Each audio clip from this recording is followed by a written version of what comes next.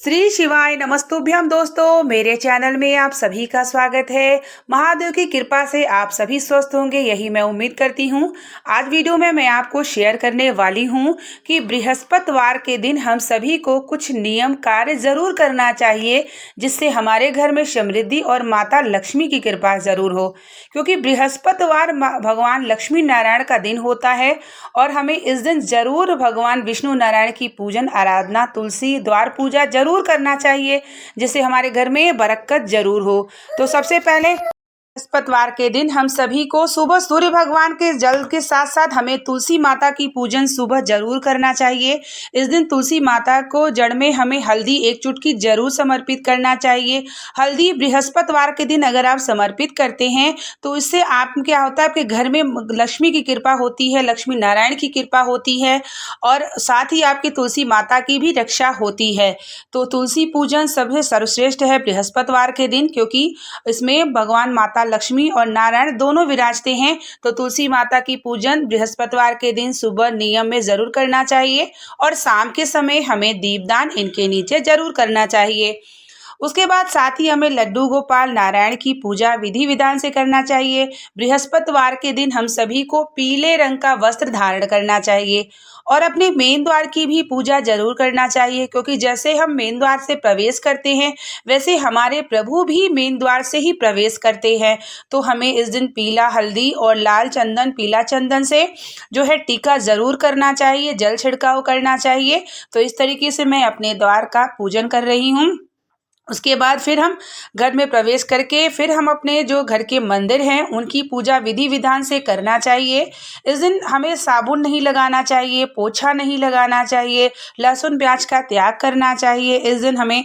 और परिवार के सभी जन हो सके तो पीले रंग का वस्त्र धारण करना चाहिए। इससे क्या होता है कि बृहस्पति ग्रह आपके मजबूत होते हैं और विष्णु नारायण की कृपा और बृहस्पति देवता की कृपा अगर आपके घर में होती है तो सुख समृद्धि की कमी कभी नहीं होती है। तो बृहस्पतिवार के दिन हमें कुछ नियम जरूर बनाना चाहिए और मैं स्वयं भी करती हूँ। बृहस्पतिवार के दिन पीले रंग का ही वस्त्र धारण करके पूजन करती हूँ और बच्चों को भी कोशिश करती हूँ कि पीले रंग का ही वस्त्र धारण करूँ। तो यहाँ देखिए मैं पीले रंग का ही वस्त्र धारण करी हूँ। उसके बाद जब मेरी तुलसी पूजा हो जाएगी, सूर्य भगवान की पूजा हो जाएगी, उसके बाद मैं घर में अपने प्रभु यानी जो भी नारायण है, शालिग्राम है, उनकी पूजा। तो बृहस्पतिवार के दिन हम सभी को चने गुड़ का भोग जरूर लगाना चाहिए, क्योंकि नारायण को चने गुड़ का भोग प्रसन्न होते हैं। और साथ ही हमें केले के वृक्ष की भी पूजन करना चाहिए। तो यहाँ मेरे बर्तन पूजा के धुल चुके हैं और अब मैं यहाँ पूजा करने के लिए बैठूंगी। तो जब आप बृहस्पतिवार के दिन केले के वृक्ष की पूजन करते हैं, तुलसी माता की पूजन करते हैं और अपने नारायण की भक्ति भाव से पूजन करते हैं, तो आपके घर में समृद्धि की कमी कभी नहीं होती, माता लक्ष्मी की कृपा जरूर होती है। मान लीजिए किसी के ग्रह में बृहस्पति जो ग्रह कमजोर हैं तो आप पीला वस्त्र धारण करें, गौ माता को चने गुड़ का भोग उनको जरूर खिलाएं और इस दिन लहसुन प्याज का त्याग करें, विष्णु नारायण की आराधना करें, केले के जड़ की पूजा करें। तो आपके बृहस्पति ग्रह जरूर मजबूत होते हैं और जब ग्रह मजबूत होते हैं बृहस्पति तो कभी भी धन की कमी नहीं पड़ती है। तो यहाँ मैं लड्डू गोपाल को अब स्नान कराऊंगी, साथ ही शालिग्राम देवी देवता को भी मैं स्नान कराऊंगी। बृहस्पतिवार के दिन हमें शालिग्राम लड्डू गोपाल का अच्छे से श्रृंगार करना चाहिए, क्योंकि उन्हीं का दिन होता है और इस दिन इन्हें हमें माखन मिश्री के भोग के साथ साथ चने गुड़ का भोग जरूर लगाना चाहिए। इस दिन हमें कोशिश करना चाहिए कि जैसे कि लहसुन प्याज अगर आप ना खाएं तो ज़्यादा ही अच्छा होगा। जितना ही सात्विक आहार आप लेंगे तो आपके घर में भगवान जरूर निवास करते हैं। तो इस तरीके से सुबह उठ के मैं तुलसी पूजन करती हूँ, सूर्य भगवान को जल देने के बाद अपने घर के देवी देवता और नारायण की पूजा करती हूँ। तो बृहस्पतिवार के दिन हम सभी को कुछ नियम इस प्रकार से जरूर बनाना चाहिए कि आप सिर्फ घर में झाड़ू लगाएं, बहुत ज़्यादा सफाई ना करें इस दिन। और इस दिन अपने जो है जैसे कि अगर आप बर्तन जूठे वगैरह ज़्यादा देर तक रखते हैं तो वो बिल्कुल ना करें। मतलब कहने का मतलब है कि आपको साफ़ सफाई करनी है, लेकिन कुछ नियम भी करना चाहिए। जैसे इस दिन हमें बाल नहीं धोना चाहिए, पॉसिबल हो तो तेल ना लगाएं, साबुन ना लगाएं इस दिन। और आपको धोबी को अपने घर नहीं बुलाना चाहिए, ना तो आपको धोबी के पास जाना चाहिए इस दिन। ना तो पुरुष लोग जो है ना तो उन्हें सेविंग या दाढ़ी मूछ कुछ भी नहीं बनवाना चाहिए। और इस दिन हमें अपने घर के बाहर छिड़काव करना चाहिए जल का। तो इस तरीके से अगर आप कुछ नियम कर लेते हैं, पीले रंग का वस्त्र धारण करते हैं, लहसुन प्याज का त्याग करते हैं, तो आपका निश्चित ही बृहस्पति ग्रह मजबूत भी होता है और आपके घर में सुख समृद्धि जरूर होती है।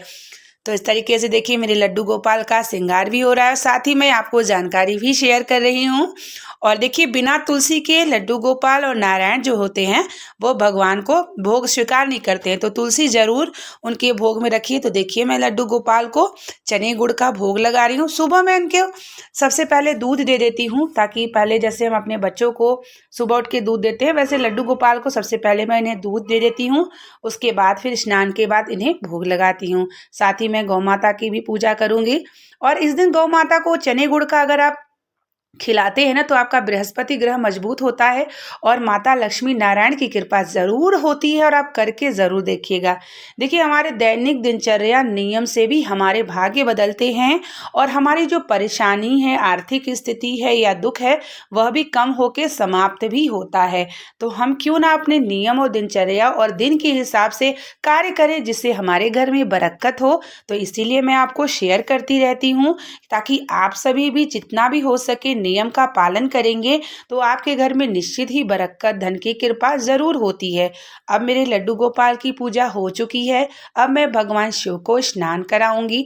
फिर सबका श्रृंगार करने के बाद फिर मैं इन्हें आरती करूंगी। और एक बात और भी है कि आपको स्नान के बाद ही अपने रसोई घर में भोजन बनाना चाहिए। मैं ये बार बार कहती हूँ इसलिए कि आप अन्नपूर्णा के स्वरूप हो जाती हैं और तभी आपके घर में लक्ष्मी की बरकत होती है। जब एक गृहिणी अगर एक नियम पालन करती है तो उसके घर में हर प्रकार की शक्ति और पावर आ जाती है और साथ ही उसके घर में लक्ष्मी जरूर टिकती हैं, क्योंकि आप एक खुद लक्ष्मी की स्वरूप हैं। और अगर आप एक नियम का धारण कर लेते हैं तो आपके ऊपर भगवान की कृपा और आपके परिवार के ऊपर जरूर होती है। तो यहाँ देखिए मेरी पूजा हो चुकी है।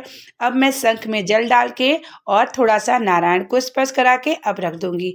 अगर आपने भी शंख रखा है ना तो उसे खाली ना रखिएगा, क्योंकि लक्ष्मी आती हैं और वो टिकती नहीं, क्योंकि आपने जो शंख रखा है उसे खाली रखा है। तो जल है, चावल है या कुछ भी डाल के जरूर रखिए। तो यहाँ मेरी पूजा हो चुकी है। अब मैं धूप बत्ती से सभी लोगों को जो है दिखाऊंगी। फिर क्षमा प्रार्थना मैं प्रतिदिन करती हूँ। क्षमा प्रार्थना हम करते हैं तो हमारे पूजा में अगर गलती त्रुटि होती है तो भगवान क्षमा कर देते हैं। अब यहाँ भगवान का शिव चढ़ा हुआ जल मैं अपने बच्चे को सब परिवार देती हूँ, और ताकि भगवान शिव की कृपा बनी रहे, आरोग्यता बनी रहे। और मेरा जो बच्चा है ना वो थोड़ा बोल नहीं पाता, तो भगवान से प्रार्थना कर रहे हो, धीरे धीरे बहुत ही अच्छा हो रहा है। मैं एक दिन वीडियो शेयर करूँगी आप लोगों को। अब यहाँ मैं रसोई घर में आ चुकी हूँ। देखिए मैं स्नान पूजा के बाद ही कुछ भोजन बनाती हूँ और सभी को ये नियम जरूर करना चाहिए। अगर आप एक बार नियम कर लेंगे तो आपको ज़्यादा दिक्कत नहीं उठाना पड़ेगा और आपको खुद बिना नहाए स्नान किए आप भोजन नहीं बनाएंगी। इससे क्या होता है कि आपके घर में जो है रोग नहीं आता है और समृद्धि बनी होती है, माता लक्ष्मी की कृपा होती है, क्योंकि जो गृहिणी भोजन बनाती है वह स्वयं अन्नपूर्णा के स्वरूप हो जाती है। तो यहाँ अब मेरी चाय बन रही है, साथ ही में मैंने दाल भी रख दिया है। अब उसे फ्राई करूंगी। तो उम्मीद करेंगे कि ये वीडियो आपके लिए पसंद आई होगी और आपके लिए लाभदायक हो। आई होप, मैं यही विनती करती हूँ। और आप लोग भी जरूर नियम करें, दिनचर्या करें बृहस्पतिवार के दिन, ताकि माता लक्ष्मी और नारायण की कृपा हो और आपके घर में सुख समृद्धि हो। जब समृद्धि बढ़ती है तो आपके घर में हर कार्य होते हैं और सुख शांति का भी अनुभव होता है। आप चाहे तो इस वीडियो को शेयर कर सकते हैं। मेरे चैनल पे जुड़े रहे, चैनल को नए जुड़े हैं तो सब्सक्राइब भी कर लीजिए, ताकि जो भी मैं वीडियो शेयर करती हूँ आप तक पहुँचे। तब मिलते हैं नेक्स्ट वीडियो के साथ। तब तक के लिए श्री शिवाय, नमस्तु।